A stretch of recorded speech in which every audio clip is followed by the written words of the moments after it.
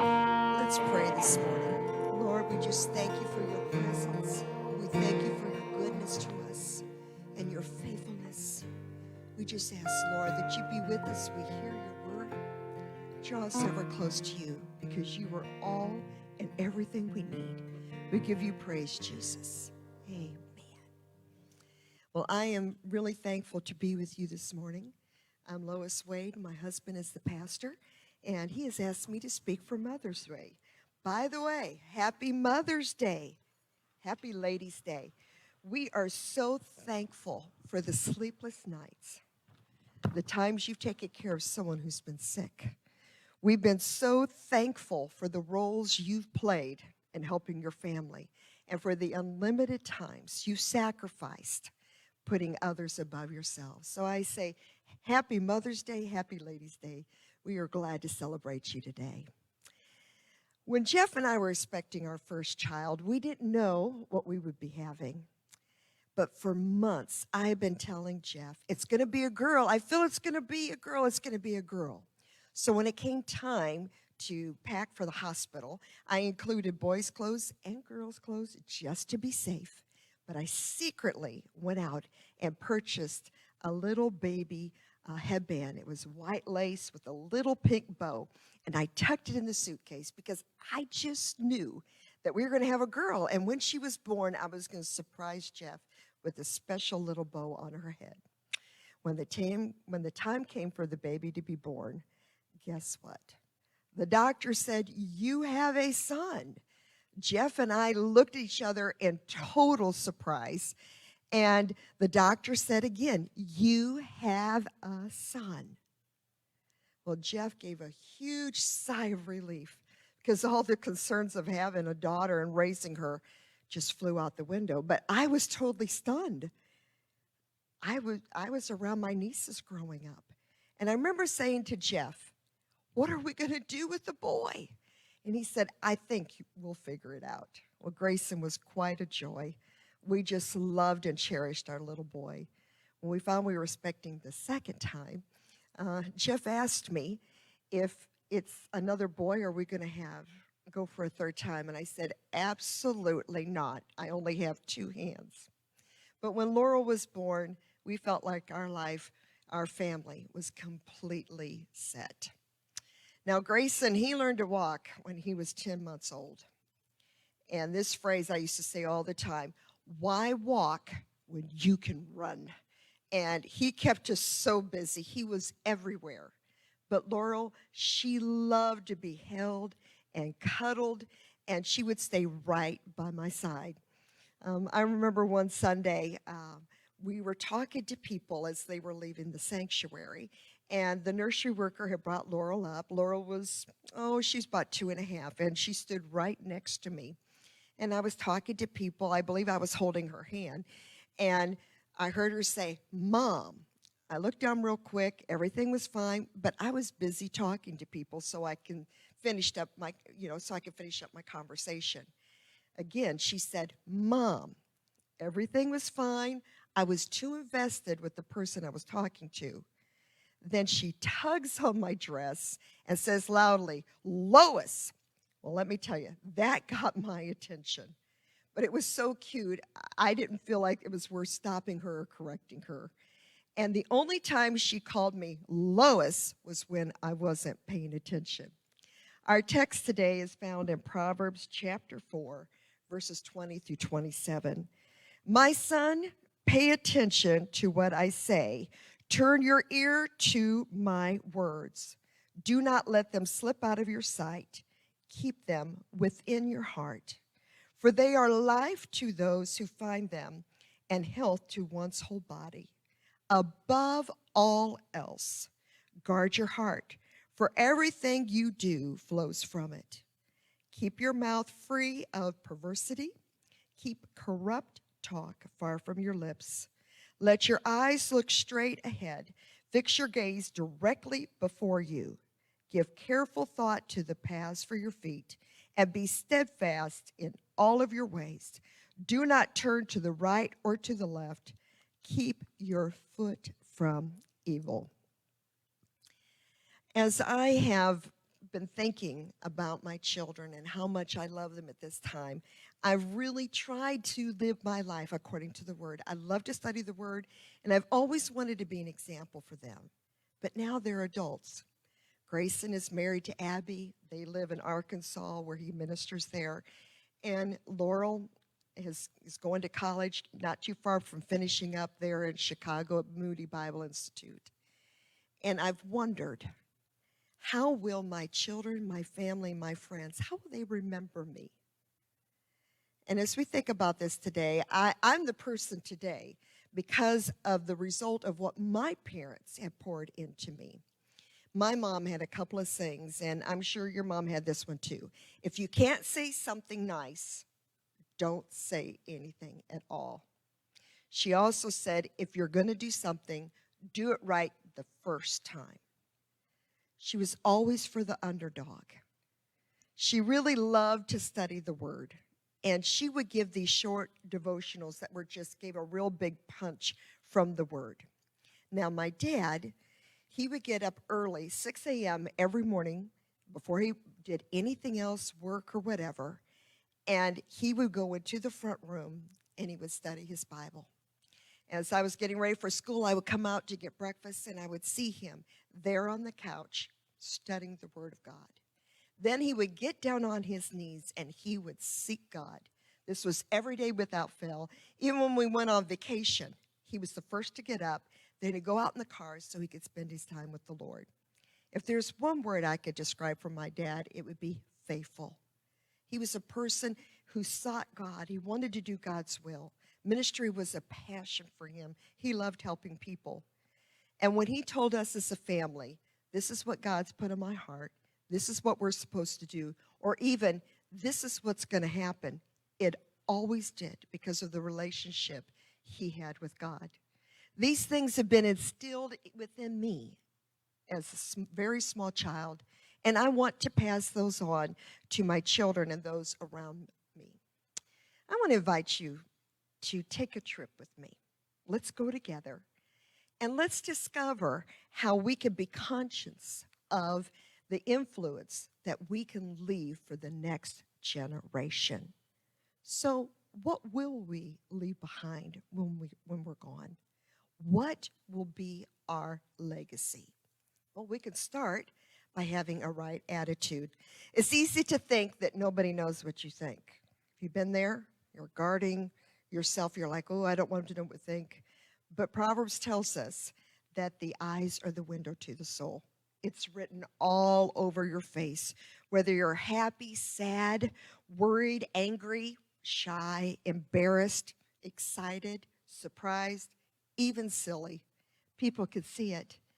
But there's also other ways that our attitude can come out. You've heard this expression, actions speak louder than words. And so for today, let's think at what Proverbs also says, as a man thinks in his heart, so he is. See, our attitude comes from what's inside, what's in our heart. The real us determines what our attitude will be. It affects who we are, how we look, how we act, what we say, and what we do. And attitudes can become a real problem. They can either make or break a situation. We've all been there. A bad attitude can sabotage everything we want to do, but a right attitude can help us do great things from God. Also, attitudes are contagious. Now, we're on this road trip, right? And we're all in the same vehicle. Imagine with me that someone with us is impatient, angry, or complains. It's miserable, isn't it? Attitudes that we have affect everyone around us. I never met my grandmother on my mom's side, but her saying has passed down to me. If you're carrying a bowl of soup and someone bumps you, what are you going to spill? Of course, the answer is soup, but that's our attitude. When we are bumped into, what's inside is going to come out. Luke 6:45 says, let's see if I can get this scripture up here. It says, for out of the abundance of the heart, the mouth speaks. So what's inside is truly going to come out. When we face obstacles in our life, what's inside will pour out. For instance, when we tell the same story about how someone's wronged us over and over and over again, we're spilling out unforgiveness. If we truly believe that nothing is ever good enough, we're spilling out unhappiness. When we really don't care about somebody else's needs, we are spilling out selfishness. When we want everybody to stay out of our way or we're going to let them have it, we're spilling out irritability. When we think only about ourselves and what affects us, we're spilling out being self-absorbed. When we think our problem is bigger and badder, hold on, I'm a teacher. I know that's not grammatically correct, but it sounds right, right? When we think our problem is bigger and badder than everyone else, we're spilling out insensitivity. It all comes down to the heart. Diagnosis, a heart issue. Our heart problems stem from a single thought that's been unchecked, that we begin to dwell on it. And before we know, it actually becomes part of us. An unchecked thought should be thrown out, we all know. But instead, what can happen is we tell it to pull up a chair and sit down at our table. Former British Prime Minister Margaret Thatcher said her father would say this: thoughts become actions. Actions become habits. Habits become character, and character will make our destiny. These kind of thoughts will grow and grow to the point that they'll control us. In fact, from our text, verse number 23 says, above all else, guard your heart, for everything you do flows from it. This heart issue, we need God's help. And it's what we really need to do is call upon him, because he wants to set us free from these things that control us. All these things that want to drag us down spiritually, he wants to remove from us. His love is abundant. His power is ready and waiting. He just wants us to come to him and ask for the help so we can step up and make these thoughts go packing. The right attitude will ask, how do people feel after they've been with me? Will they feel respected, important, valued, loved? Anything that I want to leave to my children, of all those things that we're going to talk about today, is to is to choose the right words. The right words. It starts with saying something. It may not be the wrong words, but it's how it comes out. Your family and friends will pick up how you feel about them by the way you treat them. People say, that's not how I meant it, or I was just joking. But how does it appear to someone else? This is one of my favorite quotes. It's from the poet Maya Angelou. I've learned that people will never forget what you've said. People will forget what you said. People will forget what you did, but people will never forget how you've made them feel. We've all heard this thing. It was from a long time ago. I understand why this thing was taught to children, but the psychology is all wrong. It's the old adage, sticks and stones may break my bones, but words can never harm me. But we know physical wounds can be treated, but words can remain with us forever. From our text, Proverbs 18:21, death and life are in the power of the tongue. We can give death to someone by the way we say. We can also give life to them by what we say. Words can never be taken back. Have you ever said something and you're like, oh, rewind, let me take it, put it back. But you know what? It came out from somewhere. Words can stir up trouble. They can be words of criticism that can just knock somebody down to nothing. They can be words of gossip, and words will continue on long after we've said them. I've heard people say, I just let it rip. That's just me. Or, when I've said it, it's done it over with, then we can move on. But the problem is, those words can leave somebody shattered, and then they're left to try and pick up the pieces. We will have to live with what we say. And it brings me back to this original thought. As I think about this, how will my kids come to really know who I am? By the words I say.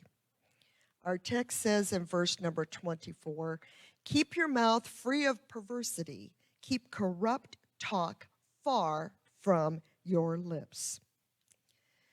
What's said in the heat of the moment can leave a seething wound that never really heals.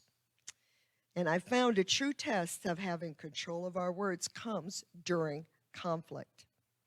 It's easy, what I call one-upmanship. Well, yeah, It's like two little kids trying to be the best, the top of what they say. And that can happen in conflict with us. And the problem is with that, then we start bringing stuff from the past and we bring it into this argument.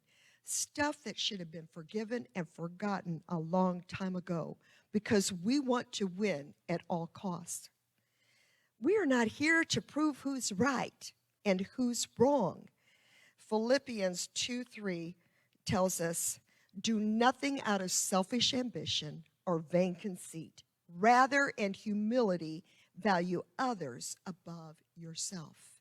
It comes to the point that we really, really need to think of others and how this affects us, not just ourselves.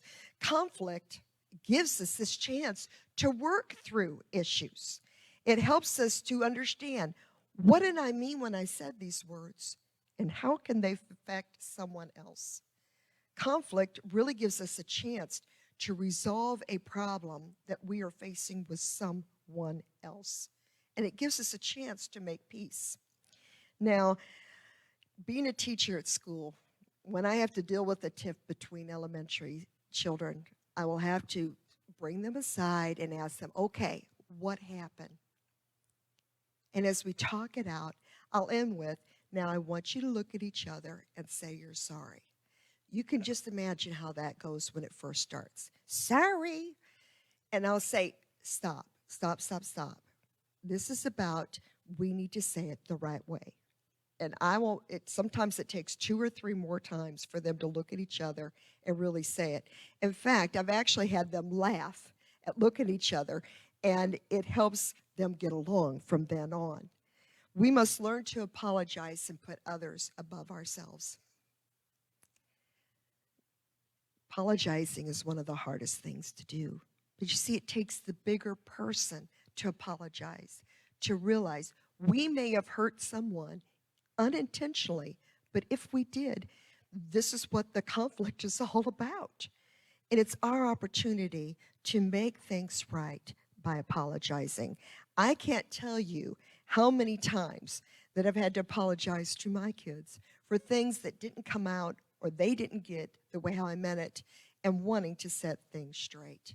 Next, we need to strive to leave a legacy of faith. We must be conscious of how we set an example.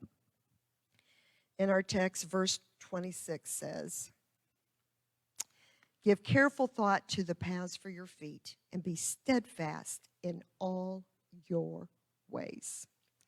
As we are living life together with our family and friends and neighbors and those we work with and others, they are watching and learning how to follow God through our example. One of my famous stories that I like to share because it touched my heart so much at the time. I was a preschool director at one of our churches, and my assistant director, Jeanette, she had a daughter who was in a horrible car crash. She was hit by another driver. It was horrific. In fact, it was almost fatal for her daughter. Her daughter was in the ICU for a very, very long time. This went over a year.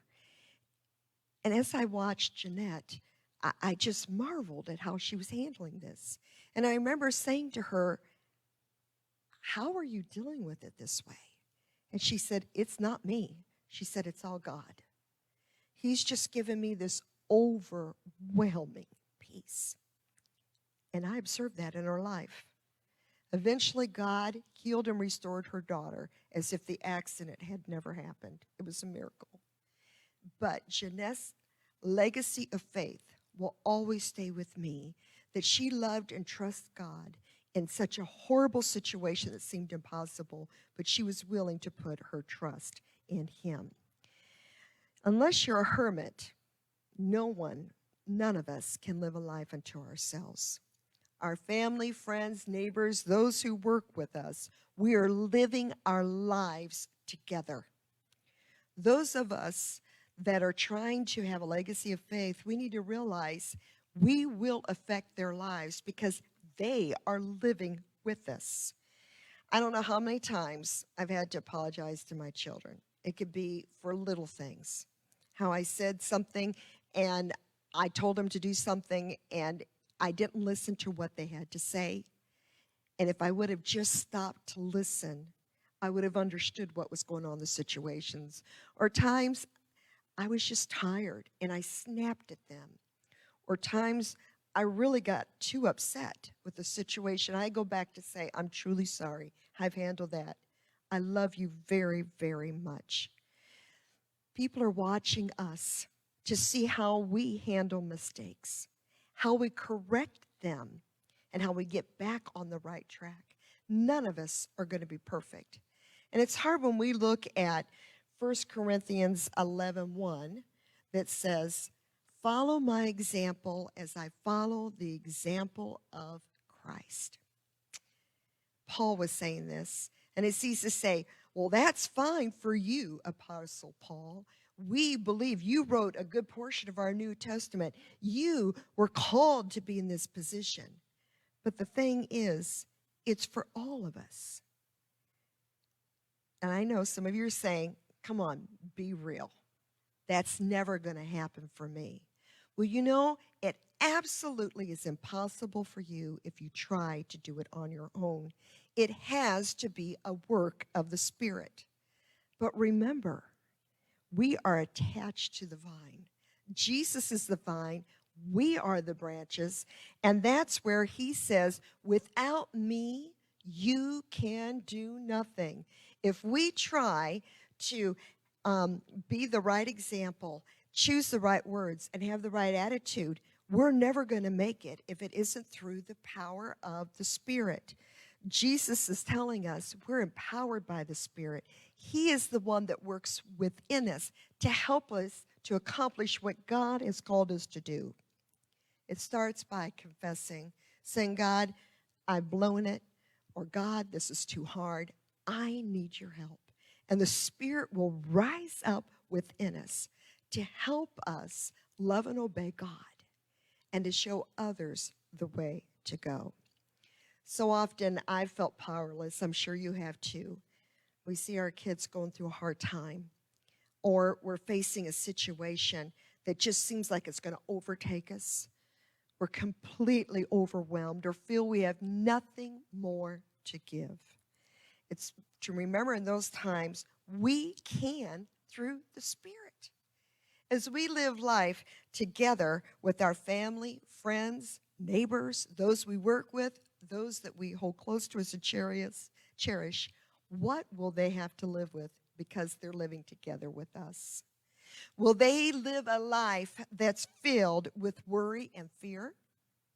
Or with someone who has faith and trust in God to do the impossible? Will they live with someone filled with unhappiness and complaining, or someone who is thankful and content with what God has given them? Will they live a life filled with anger and bitterness, or with someone who can overlook an offense or an insult and is willing to forgive?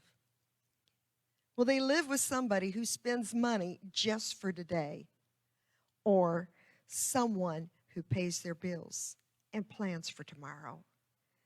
Will they live life with someone who is hard to get along with, or someone who thinks of others and finds ways to help them? Will they live with a life filled with criticism, or with someone who can tell them they've done well and cherishes them and makes them feel special? Yes, we can through the power of the Spirit. We can leave a legacy by being the right example, by choosing the right words, and by having a right attitude. I'd like us to pray this morning. There are some of us out there today, you're saying, Lois, let's be real. I just can't do this. Well, today's the day to ask. If you're not a follower of Jesus, today's the day to ask him to come into your life and to help you love and obey him. And he will help you in ways that you feel is impossible. I want to also pray for those of you that are struggling and you say, I've made so many mistakes in my life. How can someone look at me as a legacy of faith? God is the God of second chances. And you can start today. It's never too late. People are going to watch your life no matter what, but it's never too late to show how you could start now. That can be an example for others. And let's just pray. Lord, I thank you that you love us. You loved us so much that you were willing to send Jesus, because there is no way that we can love and obey you on our own. Lord, we're weak, we fail, we struggle with things, but Jesus, you died on the cross. You took our place for all the wrong things that we've ever done. But as you rose from the dead, you give us the power to live for God. Jesus, we ask right now that you would forgive us and come into our lives and help us to love and obey you, to follow you. Lord, for all of us today that are just feeling like this is too tall of an order, this is impossible, help us to remember that you love us, that you want to set us free. And you're here today. Help us to go forward from this time. Lord, help us to be conscious of our influence for the next generation, the generations behind us, that we can influence them by loving and obeying you. Help us, Lord, to leave a legacy of faith for others to follow. In your name, Jesus, amen. Ladies, mothers, we appreciate you. Happy Mother's Day. Happy Ladies' Day. God bless you.